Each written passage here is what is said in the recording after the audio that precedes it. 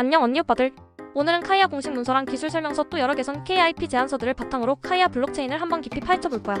음성 또는 자막 오류가 있을 수 있는데 대충 넘어가고 좆대로 좀 생각해. 딱딱한 내용이니까 듣기 싫으면 꺼져. 근데 시발 투자한다면서 이런 것도 관심 없으면 죽어 그냥.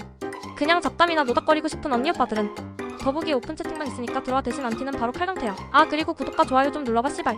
싫음 말고. 안녕하세요. 오늘은 카이아 공식 문서랑 기술 설명서, 또 여러 개선 제안서들을 바탕으로 카이아 블록체인을 한번 깊이 파헤쳐 보겠습니다. 핵심만 좀 뽑아봤어요. 네, 저희 목표는 분명합니다. 카이아의 주요 특징, 최근 기술 변화 같은 것들이 있잖아요.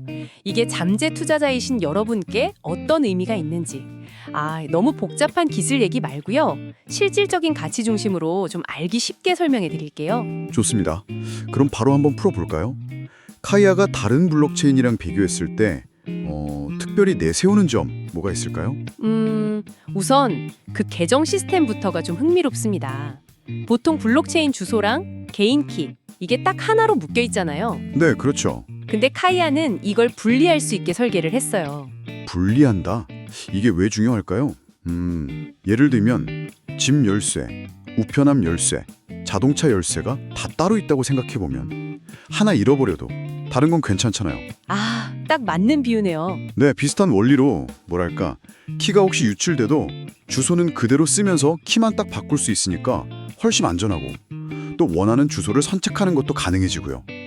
투자자 입장에서는 이게 자산 보안이랑 편의성이 확 올라가는 거죠. 맞습니다. 거기에 더해서 역할 기반 키라는 기능도 있어요. 이게 뭐냐면 하나의 계정에 거래용 키, 관리용 키, 수수료 지불용 키, 이렇게 여러 목적의 키를 설정할 수 있는 거예요. 역할마다 다른 열쇠를 주는 거네요. 네, 그렇죠. 회사에서 각자 역할에 맞는 권한만 갖는 것처럼요. 이걸로 보안을 한층 더 강화하는 장치라고 보시면 됩니다. 보안과 편의성이 강화된 계정 시스템, 잘 알겠습니다. 자, 다음은 성능 얘기인데요. 초당 4,000건 처리, 그리고 거래가 즉시 확정된다. 와, 이건 정말 빠른 속도인데요. 어떻게 이게 가능한 건가요?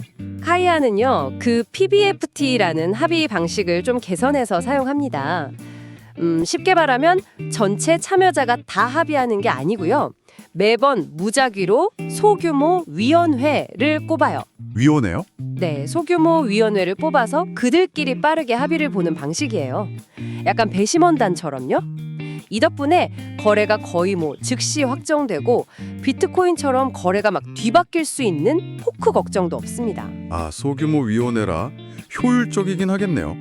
근데 혹시 소수가 담합하거나 좀 중앙화될 위험은 없을까요? 투자자분들은 이런 부분도 좀 민감하게 보시거든요. 네, 좋은 지적이십니다. 물론 이런적인 우려는 있을 수 있죠. 네.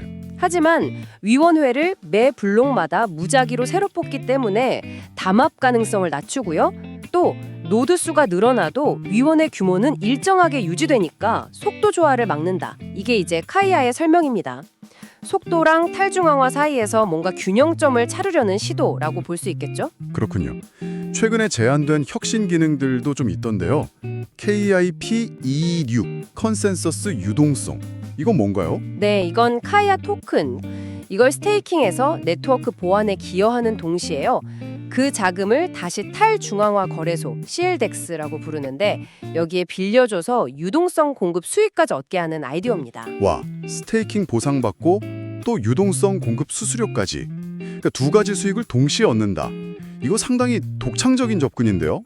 자본 효율성이 엄청 높아지겠네요. 혹시 다른 체인들에서 말하는 유동화 스테이킹이랑 비슷한 건가요? 비슷한 목표를 가지긴 하죠.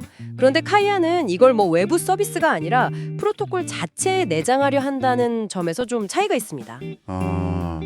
자체적으로요? 네. 사용자 입장에서는 더 간편하고 통합된 경험을 기대할 수 있겠죠.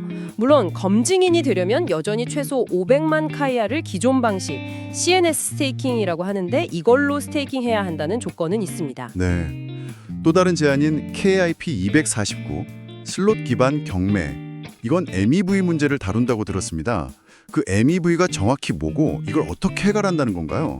MEV 이게 뭐냐면요. 블록 생성자들이 거래 순서를 이렇게 저렇게 조작해서 추가 이익을 얻는 걸 말하는데요. 네. 이게 종종 네트워크를 혼잡하게 만들고 일반 사용자에게 좀 불리하게 작용할 수 있거든요. 카이아는 이거 좀 뭐랄까 양성화하려는 겁니다. 특정 거래 직후의 슬롯, 그러니까 공간이죠. 이걸 경매에 붙여서 가장 높은 가격을 제시한 서처가 그 자리를 차지하게 하는 거죠. 경매 수익은 그럼 어디로 가나요? 그리고 이게 일반 사용자에게 미치는 영향은 없을까요? 뭔가 불리해지는 건 아닌지? 그 경매 수익금은 특정 주체한테 가는 게 아니고요. 투명하게 관리되는 억션 피 월트로 모입니다. 이걸 통해서 MEV 수익을 좀 더 공정하게 분배하고 무분별한 봇들의 스팸 공격을 줄여서 네트워크 전반의 안정성을 높이려는 게 목표입니다. 일반 사용자에게 직접적인 영향보다는 네트워크 환경 개선 효과를 기대하는 거죠. 그렇군요. 마지막으로 거버넌스랑 생태계는 좀 어떤가요? 카이아는 그 KIP라는 제한 시스템을 통해서 꾸준히 스스로를 개선하고 있습니다. 예를 들면 스테이킹 수량에 따라서 투표권을 주는 방식 KIP 81이죠. 이걸 도입하거나 일반 사용자도 쉽게 스테이킹에 참여할 수 있게 위임 기능을 개선하는 거 KIP 163 이런 식으로요. 계속 발전하고 있군요. 네, 거버넌스를 더 투명하고 참여적으로 만들려는 노력들이 계속 보입니다. 생태계 확장 노력도 중요할 텐데요. 맞습니다. 카카오나의 라인 같은 대규모 사용자 기반을 가진 기업과의 협력 가능성이라든지 또 부동산 같은 실물 자산 RWA 연동 계획 그리고 대규모 펀드를 통해서 개발팀을 지원하는 거 이런 걸 보면 생태계를 키우려는 의지가 강하게 나타납니다.